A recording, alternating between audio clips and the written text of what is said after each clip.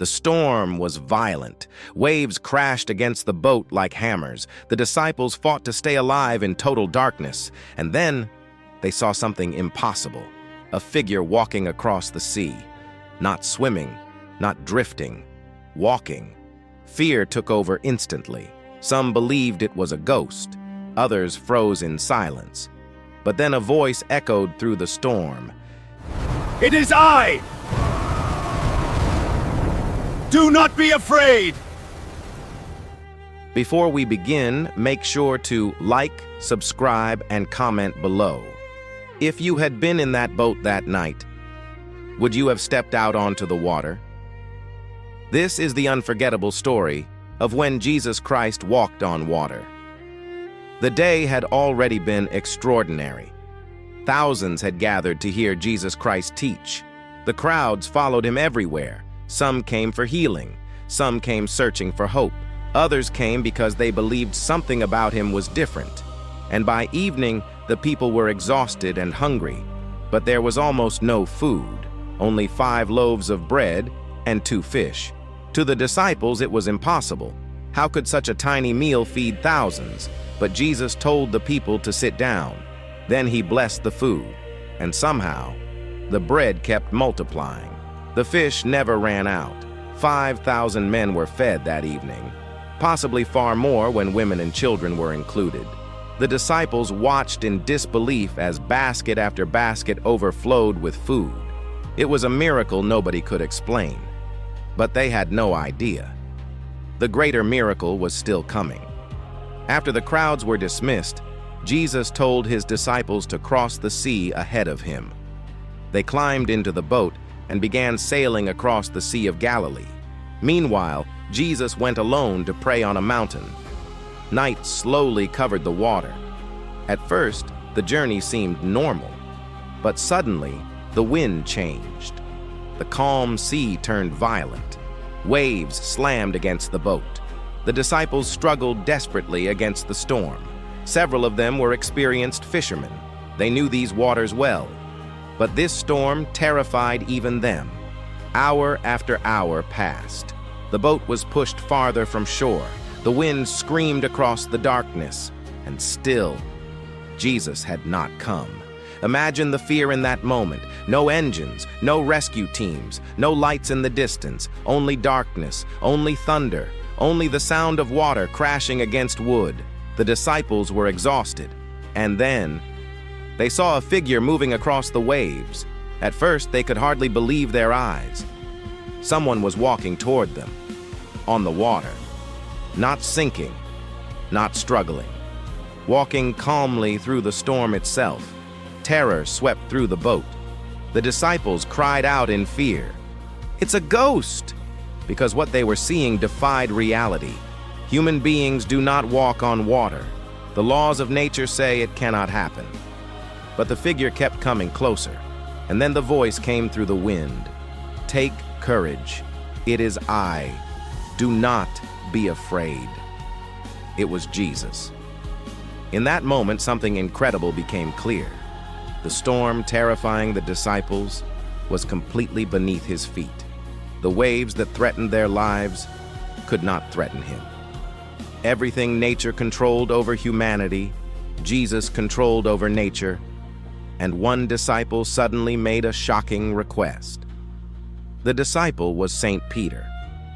Peter looked at Jesus standing above the crashing waves and said, "Lord, if it is really you, command me to come to you on the water." And Jesus answered with one word, "Come."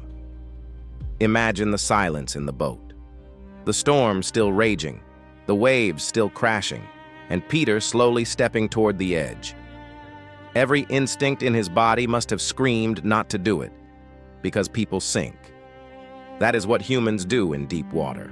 But Peter climbed out anyway, and for one impossible moment, he walked on water too. Step after step, Peter moved across the sea toward Jesus. The impossible was happening right in front of the others. Faith was carrying him where fear said he could never go. But then Peter looked around. He saw the wind, he saw the waves, he saw the violence of the storm. And suddenly, fear returned. The moment Peter focused on the storm instead of Jesus, he began to sink. The water swallowed his feet. Panic rushed over him instantly, and Peter cried out, "Lord, save me!" Immediately, Jesus reached out his hand and caught him. Think about that moment. Peter failed. Peter doubted.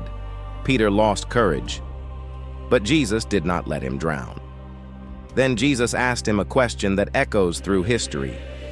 Why did you doubt? It wasn't just about walking on water, it was about trust. The disciples were learning something deeper than power or miracles. They were learning who Jesus truly was, not just a teacher, not just a prophet, someone with authority over creation itself. And as Jesus and Peter climbed back into the boat, something astonishing happened. The wind stopped instantly. The sea became calm. The storm that had terrified seasoned fishermen disappeared in seconds. And in the silence that followed, the disciples finally understood something life-changing. Inside the quiet boat, the disciples stared at Jesus in awe. Then they worshiped him, and they said, "Truly you are the Son of God." This moment changed them forever, because they had seen more than a miracle. They had seen power over nature itself. In the ancient world, the sea symbolized chaos, fear, and death. Storms represented forces humans could not control.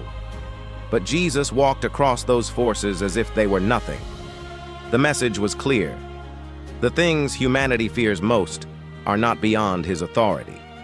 That is why this story has survived for centuries. Not simply because water was walked upon, but because it speaks to every human fear. Fear of failure, fear of uncertainty, fear of drowning beneath life's storms. Peter's story especially resonates with millions, because people often begin with faith and then panic when the storm grows louder. But the story reminds believers of something powerful. Even when faith fails, Jesus reaches out his hand. Over time, Christians saw deeper meaning in every detail of this story. The boat became a symbol of humanity struggling through chaos. The storm represented suffering, fear, persecution, and doubt. And Jesus walking on water became a symbol of divine authority over everything threatening human life. Even Peter sinking carries meaning, because it reflects human nature perfectly. People often trust God when life feels stable, but when storms come, financial struggles, sickness, loss, uncertainty, fear takes control. Eyes shift from faith to the waves, and slowly, people begin to sink emotionally and spiritually. But Peter's cry remains one of the shortest and most powerful prayers in the Bible: "Lord, save me." And according to the story, Jesus responded immediately. No delay, no hesitation, just rescue. That message has given comfort to believers for nearly 2,000 years, especially during moments when life feels completely out of control. The story of Jesus walking on water became one of the most famous miracles in Christianity. It appears in multiple gospel accounts and remains one of the clearest images of faith overcoming fear. Artists painted it, churches preached about it, generations passed the story to their children, because deep down, everyone understands storms. Everyone knows what it feels like to fear sinking. And whether someone sees the event as literal history, spiritual symbolism, or both, the emotional truth of the story remains powerful. Hope in chaos, faith in darkness, peace in the middle of fear. The disciples entered that storm terrified and uncertain, but they left the experience believing they had witnessed the power of God directly before their eyes, and the image never faded. A lone figure walking calmly across violent waves in the darkness. The story of Jesus walking on water is more than a miracle story. It is a story about fear, about doubt, about trust, about what happens when hope seems impossible. A storm nearly broke the disciples, but according to the gospel story, the one they feared was absent, had been watching all along, and when the moment came, he walked directly into the storm beside them. If this story moved you, leave a comment below. What part of this miracle speaks to you the most? And don't forget to like, subscribe, and turn on notifications for more powerful biblical stories and cinematic Bible history, because sometimes the greatest miracles happen in the middle of the storm.